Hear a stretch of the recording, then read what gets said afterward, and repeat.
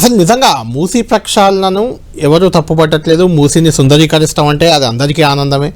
కానీ దీనిపై చాలా సందేహాలు ఉన్నాయి. నిన్న హరీష్ రావు గారు కూడా ఒక 8 ప్రశ్నలు సంధించారు. అందులో ప్రధానంగా ఆయన అన్నది అసలు మూసీ నదిని చేస్తుంది ప్రక్షాళన, సుందరీకరణ లేదంటే పునరుజ్జీవమా, అసలు ఏం చేస్తారు దాన్ని అనేది క్లారిటీ లేదు అనేది ఒక చర్చ.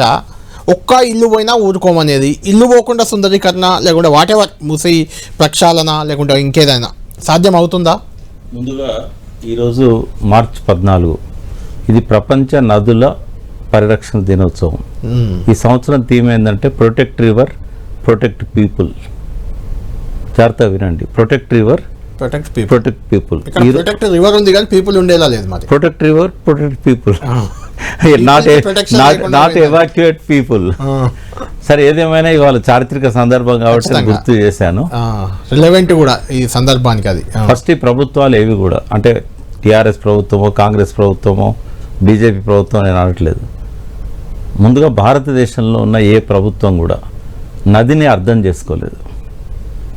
అసలు కనీసం నది అంటే ఏంది, నదికి సరిహద్దులు కూడా కేటీఆర్ గారు తను మినిస్టర్గా ఉన్నప్పుడు 3 నెలల్లో నాకు ఈ మూసీ బార్డర్స్ ఎక్కడెక్కడి నుంచి ఎక్కడి వరకు ఉందో డిసైడ్ చేయమంటే 3 ఏళ్ళు కష్టపడి భారతదేశంలో మొట్టమొదటిసారిగా ఒక నదికి సరిహద్దులు నిర్ణయించారు. ఈ మూసీకి ఆయన పెట్టిన ఆ సరిహద్దులు తప్ప భారతదేశంలో ఏ నదికి సరిహద్దులు లేవు. ఫారెస్ట్ డిపార్ట్మెంట్కి సరిహద్దులు ఉంటాయి, రోడ్లకు సరిహద్దులు ఉంటాయి, చెరువులకు ఉంటాయి, మన ఇళ్ళకు ఉంటాయి, ప్రభుత్వ ఆఫీసులకు ఉంటాయి, అన్నిటికీ ఉంటాయి. ఏం పాపం చేసింది నది? ఇప్పుడు మన నాగరికతకు మూలమే నది. ఆ నదిని మనం పట్టించుకుంటున్నామా? కన్నతల్లి లాంటి నది ఒడిలో మలమూత్రాలను విసర్జిస్తున్నాం, అడ్డమైన కెమికల్స్ను పెడుతున్నాం. నది అంటే నది ఒక్క మన కోసం కాదు.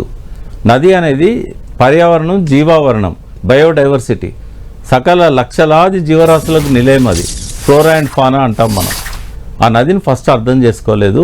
మన సిలబస్లు కూడా, ఇంజనీర్లకు పాఠాలు చెప్పే సిలబస్లు కూడా, అది ఇరిగేషన్ కావచ్చు, సివిల్ ఇంజనీరింగ్ కావచ్చు, అసలు నదిని ఎట్లా వాడుకోవాలనో చెప్పినాయి. నదిని నీళ్ళని ఎట్లా వాడుకోవాలి, డ్యాములు ఎట్లా కట్టాలి, బ్యారేజ్లు ఎట్లా కట్టాలి, కానీ నదిని ఎట్లా పరిరక్షించాలనో చెప్పలేదు. దానివల్ల ఎంత అజ్ఞానం ఉందంటే ఇంజనీర్లలో కానీ మా ప్రభుత్వంలో కానీ అసలు నదికి బఫర్ జోన్ ఉండదు, నదికి ఎఫ్టీఎల్ ఉండదు. అది చెరువులకు బఫర్ జోన్ ఉంటుంది, చెరువులకు ఎఫ్టీఎల్ ఉంటుంది, నదికి ఫ్లడ్ ప్లేన్స్ ఉంటాయి. మన సెంట్రల్ వాటర్ కమిషన్ మన రాష్ట్ర ప్రభుత్వానికి రాసింది ఫ్లడ్ ప్లేన్స్ యొక్క ఆ మెజర్మెంట్స్ అవన్నీ పంపండి అంటే తెల్లముఖం వేశారు ఫ్లడ్ ప్లేన్స్ ఏందని. వీళ్ళు బఫర్ జోన్ గురించి మాట్లాడతారు. జియోలలో కూడా జియో 168, జియో 7 ఎందుకు నిన్న కూడా బఫర్ జోన్ ఎఫ్టీఎల్ అనేది చెప్తున్నారు. నిన్న కూడా నేను ఇప్పుడు ఈ టీవీలో ఇప్పుడు నేను చెప్పేదాకా కూడా వాళ్ళ నోటీసులో లేవు. అవి సిడబ్ల్యూసీ రాసేదాకా కూడా డిపార్ట్మెంట్ నోటీసులో లేదు. జియో 168 కిరణ్ కుమార్ రెడ్డి ఇచ్చారు. ఎప్పుడు అది 2012లో. జియో 7 కేసీఆర్ వచ్చినాక ఇచ్చాడు. 2 సేమ్ ఉంటాయి. పట్టణాల్లో అయితే కనుక 50 మీటర్లు, గ్రామాలలో అయితే కనుక 100 మీటర్లు వదిలిపెట్టాలని. ఎక్కడి నుంచి వదిలిపెట్టాలి? నీకు హద్దులే నిన్న మొన్న డిసైడ్ చేసినావు. వాళ్ళు ఏమంటున్నారు, వెనకట మాకు 9 మీటర్లు ఉండేది బఫర్ జోన్. అవును, 9 మీటర్లు అఫీషియల్ గా ప్రభుత్వాలే ఇచ్చాయి. అప్పుడు 9 ఒకసారి 30 ఒకసారి 50. ఎక్కడి నుంచి ఇచ్చారు? ఎక్కడ నది ఉంది? హద్దులే లేవా? నువ్వు బఫర్ జోన్ ఎక్కడ స్టార్ట్ కావాలి? 9 మీటర్లు ఎక్కడ స్టార్ట్ కావాలి అంటే వాళ్ళు చెప్తుంది. నాకు అర్థమైంది వాస్తవం. అది అంటే నది ఎలా అన్నా పోని ఆ మిడిల్ పాయింట్ నుంచి బఫర్ జోన్ కాదు. మిడిల్ పాయింట్ నుంచి ఉండదు బఫర్ జోన్. మిడిల్ బార్డర్ కాదు. ఆ హద్దు అనేది ఉంటే ఇది బౌండరీ మూసీకి. ఈ బౌండరీ నుంచి 9 మీటర్లు, 50 మీటర్లు, 100 మీటర్లు అది బఫర్ జోన్ ఉండదు. ఫ్లడ్ ప్లేన్స్ ఇప్పుడు మార్చుకుంటారు. ఇప్పుడు సిడబ్ల్యూసీ ఎల్లుండి ఒక మీటింగ్ పెడుతున్నది 18th నాడు ఇక్కడ మరిచంద్రారెడ్డి దానిలో. ఇప్పుడు దానిలో కనీసం మార్చుకుంటాను అనుకుంటున్నాం. నేనేం చెప్పదలుచుకుంటే మొత్తం అజ్ఞానం ఒకటి. రెండవది అంటే ఒక పాయింట్ అంటే ఒకటి 9 మీటర్లే ఒక దగ్గర నది పోతుంది, ఇంకో దగ్గర 100 మీటర్లు పోతుంది అని ఒక చర్చ. అది నది బెడ్. అది నది బెడ్ అంటే ఆ బెడ్ నుంచి 50 మీటర్స్ అనే కాన్సెప్ట్ కాదా? అదేనా? కాదు. అది కాదు. కట్ట నుంచి బౌండరీ అనేది డిసైడ్ చేయాలి. చెరువు కట్ట ఉంది, చెరువు కట్ట కింద బఫర్ జోన్ ఎంత ఉంది అనేది ఉంటుంది అన్నట్టు. సరే, ఏది ఏమైనా ఇవాళ ఎలా నిర్ణయిస్తారు? ఇప్పుడు నిన్న ముఖ్యమంత్రి మాట్లాడిందంతా విన్నాను. పవర్ పాయింట్ ప్రజెంటేషన్ చాలా కాలం నుంచి చూస్తున్నా. అందులో ఒక ఇక్కడ నుంచి ఫస్ట్ బాపుఘాట్ వరకు అంటే హిమాయత్ సాగర్ అండ్ గండిపేట నుంచి బాపుఘాట్ వరకు ఫస్ట్ ప్రాజెక్ట్. ఇప్పుడు అది phase 1. అక్కడ నుంచి పురాణపూల్ phase 2, అక్కడ నుంచి MGBS phase 3, ఎంజీబీఎస్ నుంచి మధ్యలో ఒక ప్లేస్ వరకు అక్కడ ఫేజ్ 4, తర్వాత గౌరెల్లి వరకు ఫేజ్ 5 ఇట్లా డివైడ్ చేశారు. రేవంత్ రెడ్డి గారు ఉండే ఈ 2 ఏళ్లలో అతి కష్టం మీద చేస్తే ఫేజ్ 1 చేస్తాడు, ఎందుకంటే దానికి 7,000 కోట్లు, 6,000 నుంచి 7,000 కోట్లు అనేది డిపిఆర్ లో రాశారు. డిపిఆర్ అంటే అప్పిస్తున్నారు, అప్పించినాక మళ్ళీ 2,000-3,000 కోట్లు చేతి నుంచి పెట్టాలి. ఇది మొదలు పెట్టే నాటికి, ఇది పూర్తయిన నాటికి అది 10,000 కోట్లు దాటుతుంది. అంటే మాక్సిమం ఈ 2-2.5 ఏళ్లలో కష్టపడితే అయ్యేది ఏంటంటే గాంధీ సరోవర్ ఆ ప్రాజెక్టు వరకు అవుతుంది. దానిలో కూడా మాలాంటి వాళ్ళు ఎవరైనా మేము కోర్టు పోయినాం అనుకో, ఆ స్టే వచ్చేస్తుంది. స్టే ఇక దాన్ని ముందు పోయేది ఉండదు. ఇక ఇప్పుడు స్టే ఎవరు వేసినా వస్తుంది, మీరు వేసినా వస్తుంది, నేను వేసినా వస్తుంది, వెంకటేష్ వేసినా వస్తుంది. ఎందుకంటే అసలు ఫస్ట్ నదికి ఆ బౌండరీస్ డిసైడ్ చేశారు కదా, అక్కడ నుంచి ఆ ఫ్లడ్ ప్లేన్ ఏరియాలో బాపుగాడు కూడా ఉండకూడదు రూల్ ప్రకారం. అంటే ఇప్పుడు ఇది కొత్త కట్టే గాంధీ విగ్రహం కాదు, అదే పాత విగ్రహాన్ని కూడా ఇప్పుడు తీయాలి అక్కడి నుంచి. అంటే మసీదులు, దేవాలయాలు అన్ని తీయాలి. ఫస్ట్ ఏంటంటే ఇమ్లిపన్ బస్ స్టాండ్ తీసేయాలి, నదిలో నదిలోనే ఉంది. తర్వాత నెక్స్ట్ ఈ మెట్రో స్టేషన్ తీసేయాలి, తర్వాత చాదర్గఢ్ దగ్గర కట్టిన టెంపుల్ తీసేయాలి. ఈ మధ్యలో జొన్న చేనులు అవి పండిస్తున్నారు మొత్తం సగం నింపుకొని, వాటిని తీసేయాలి. ఎక్కడెక్కడనైతే మసీదులు ఉన్నాయో అట్లాంటివి తీసేయాలి, దేవాలయాలు.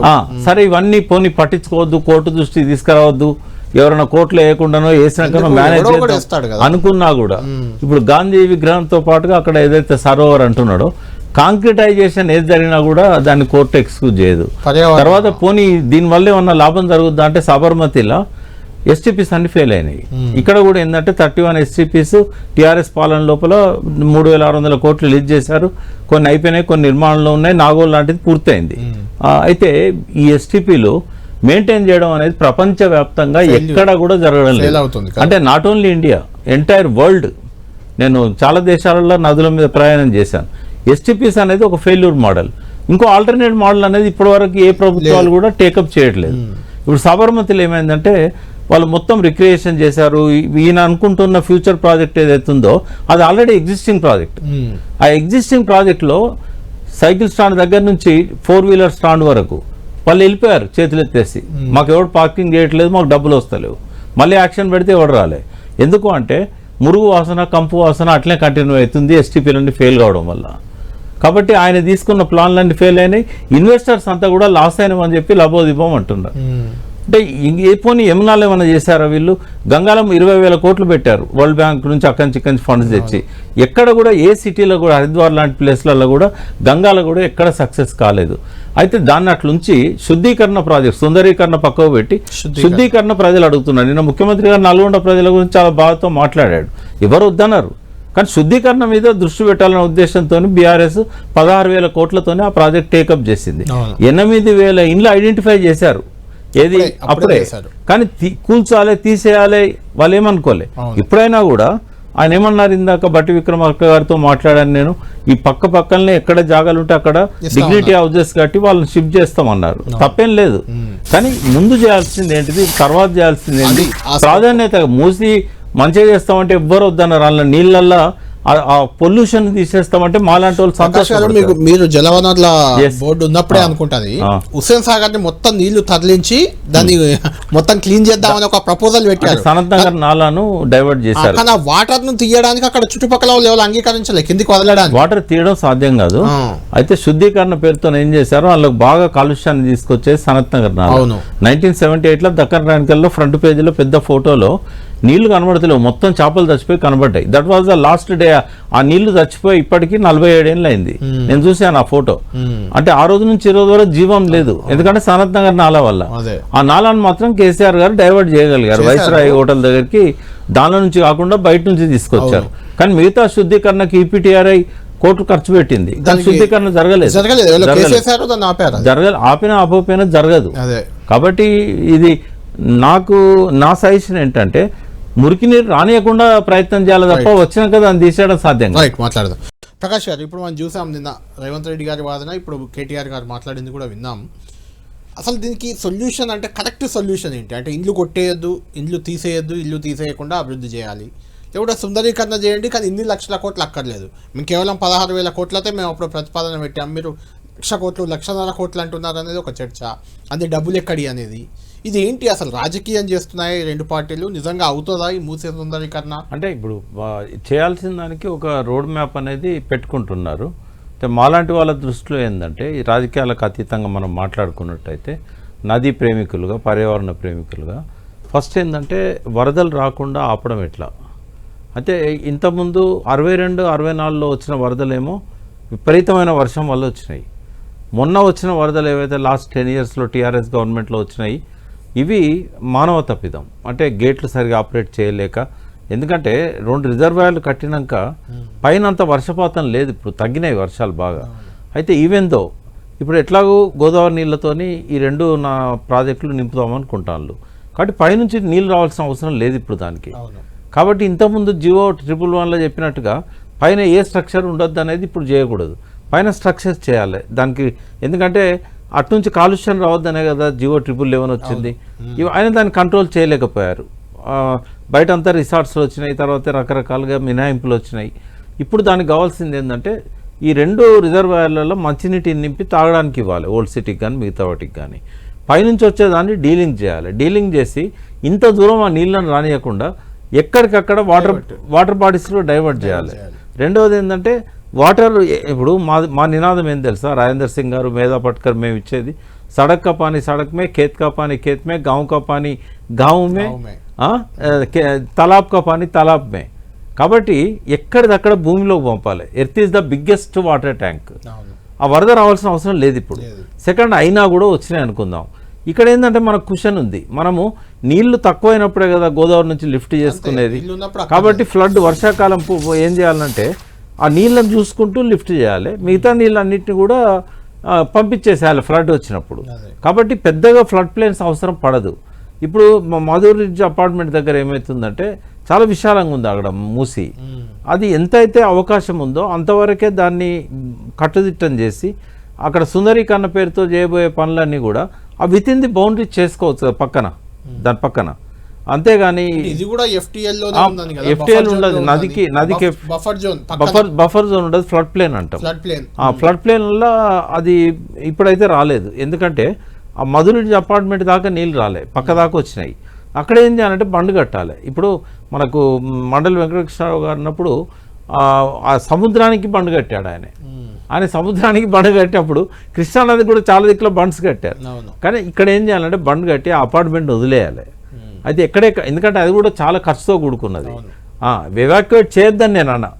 ఏవైతే 8,000 16,000 గుడిసెలు అంటే మామూలు ఇళ్ళు ఉన్నాయని అంటున్నారు కదా, వాళ్ళకు డిగ్నిటీ హౌసెస్ కట్టించి వాళ్ళని కన్విన్స్ చేసి వాళ్ళకి అవసరమైతే కొన్ని డబ్బులు ఇచ్చి అక్కడి షిఫ్ట్ చేయడం అనేది అవసరం, నేను చేయొద్దని నేను అన్నా.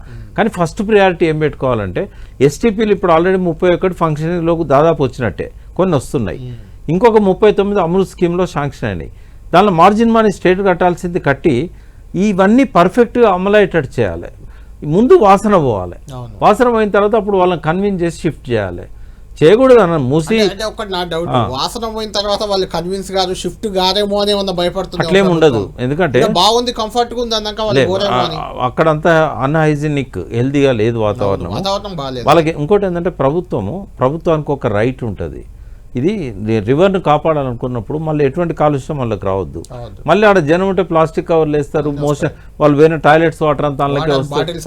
కాబట్టి ఏం చేయాలంటే దానికి ఒక కంచేయాలి, కంచేసి మళ్ళీ అక్కడి నుంచి ఏది రాకుండా వాళ్ళని ఆ బార్డర్ లోపల నుంచి గౌరవంగా షిఫ్ట్ చేయాలి.